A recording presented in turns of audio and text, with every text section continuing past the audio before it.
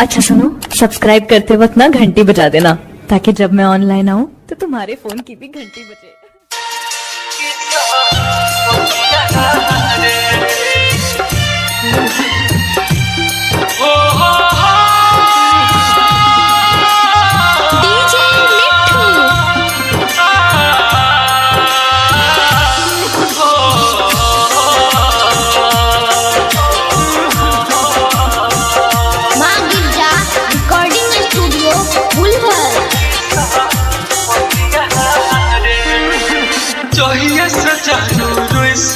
अखिया रोजे बरसैछा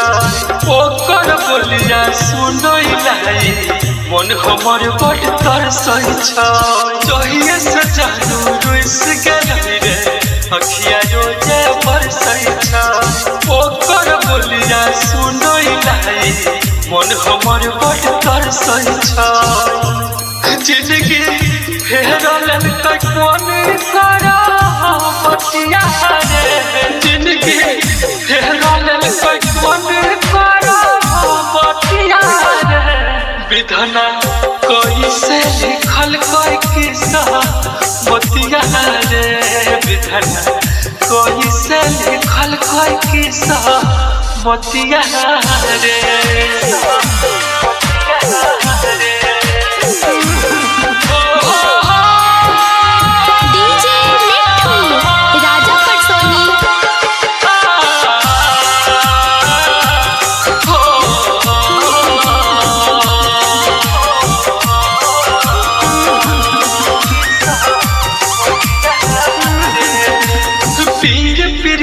के सहलो ले जाइया जिंदगी बोझ लगैया रे होई जब पागल दर्द गम के सहल नाही सहाया रे पीर पीरतिया के सहलो ले जाइया जिंदगी बोझ लगैया रे होई जब पागल दर्द गम के सहल नाही सहाया अब तो जोगले को छाई जोगले को छाई सभे रतिया रे विधना कैसे लिखल कोई किस्सा बतिया रे विधना कैसे लिखल कोई किस्सा बतिया रे अखन अहाँ सब सुन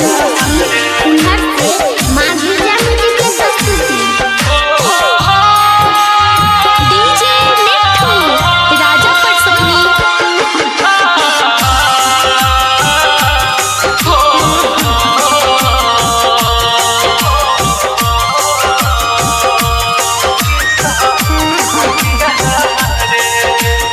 दिल के हालत की